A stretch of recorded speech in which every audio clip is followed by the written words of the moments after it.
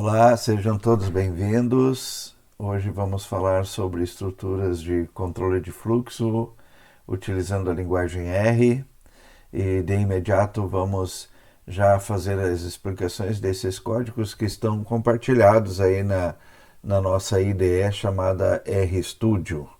Então, dentro dessa visualização, nós desenvolvemos o código em blocos com diferentes tipos de estruturas que podem ser utilizadas na linguagem R.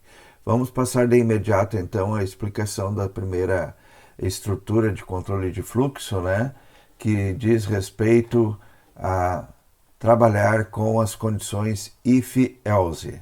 Então, nas linhas 6 e 10, entre as linhas 6 e 10, nós temos aí a primeira estrutura, né, que faz um teste, né, da variável idade, para ver se ela é maior ou igual a 18 anos, e se ela for, vai fazer a impressão da frase pode votar. Caso contrário, né, ou senão, ou o else, imprime então para nós como saída não pode votar.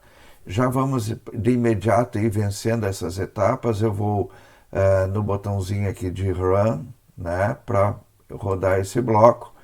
E aí a gente tem a saída aqui no canto inferior esquerdo de pode votar, tá bem? Não sei se está vendo aqui, eu vou reduzir um pouco aqui. Aí, agora sim.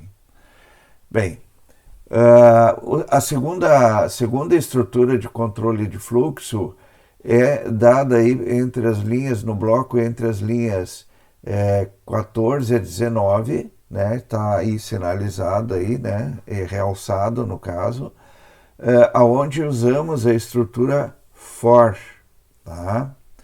E nessa questão da estrutura for, a gente então parte, né, de um vetor de números, aí no caso na linha 14, né, considerando aí um vetor de valores de 1 até 5, e depois, né, fizemos uma estrutura de repetição, é um loop na verdade, né, com a palavra reservada for, e rodamos isso, né, para fazer o processo de controle de fluxo, tá?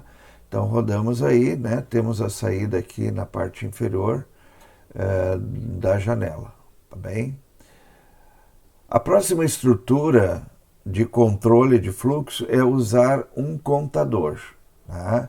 Então a gente faz um teste de uma variável que a gente aqui denominou de contador, que está na linha 23, e compreendendo aí até a linha 29 o bloco, né, que faz esse controle de fluxo. Então, na linha 26 a gente faz aí um teste, né, while contador menor ou igual a 5, então ele vai fazer a impressão, né, com a palavra reservada print, né, e o nome da variável.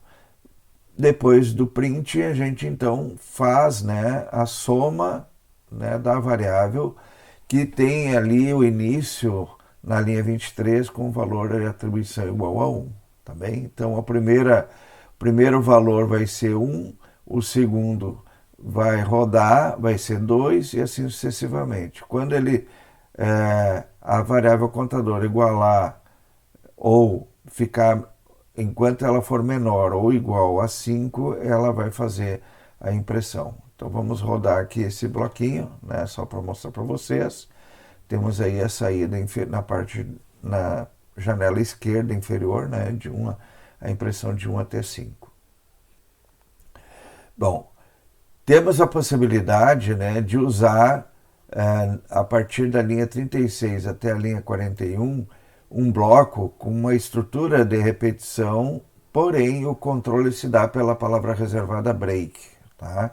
Então o que nós estamos aí, né, definindo, né, dentro desse bloco, a gente lá na linha 33 criou um vetor de números, né, e logo na sequência tem um for e um teste, né?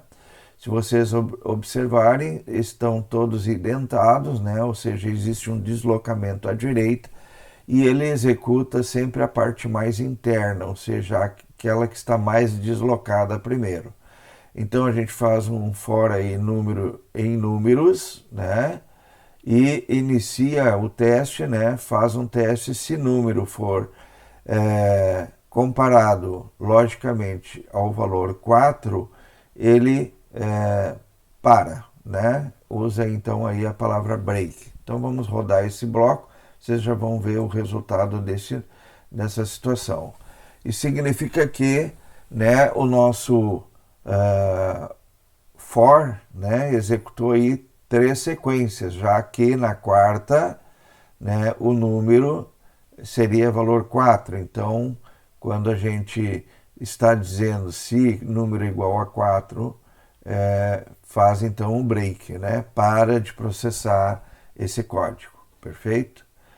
Adiante então, vamos para a próxima estrutura, né, onde a gente tem aqui também, né, uma estrutura que considera, né, o loop, né, o for, e a palavra next, né, funciona exatamente ao contrário do bloco anterior. Enquanto lá no primeiro, quando atingir o valor, a gente manda parar, aqui a gente testa e enquanto for igual, ele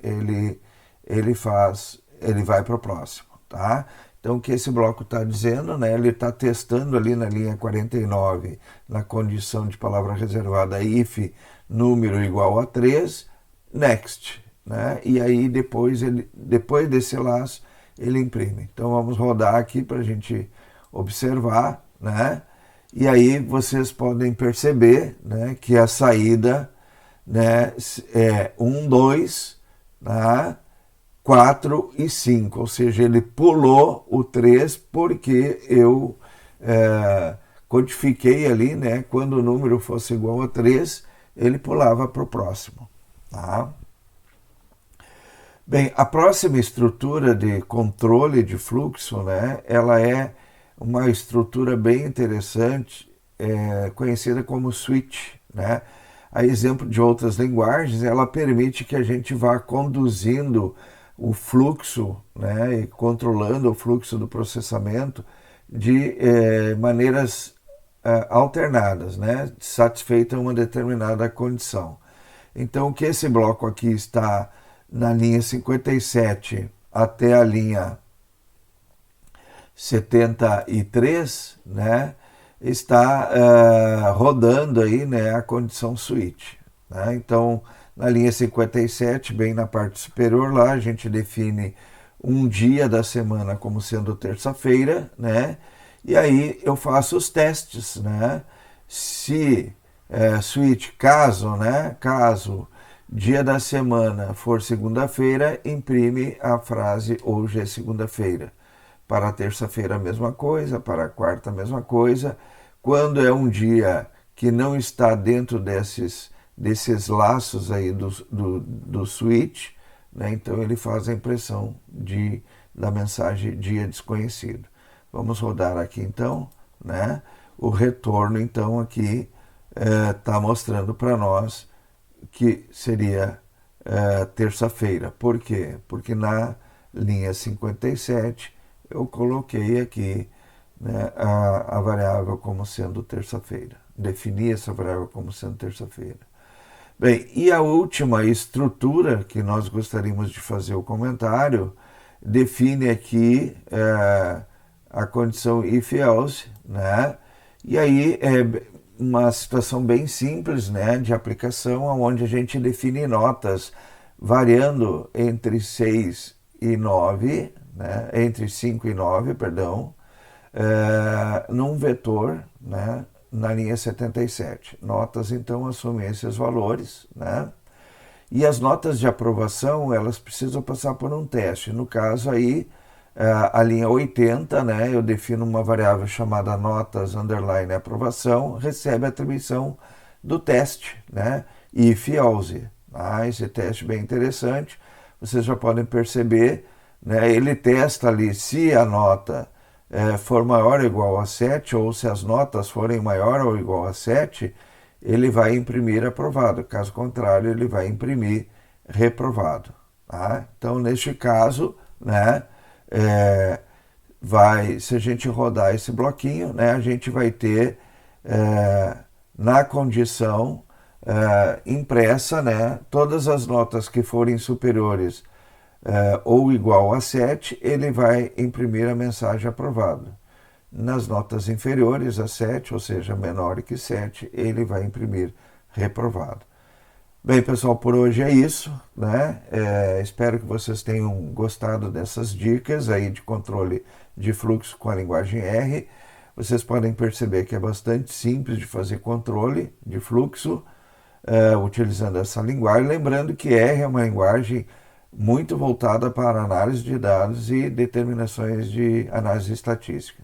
Então, espero ver vocês na próxima semana com outras dicas. Na próxima semana vamos abordar os desenvolvimentos possíveis construindo funções na linguagem R.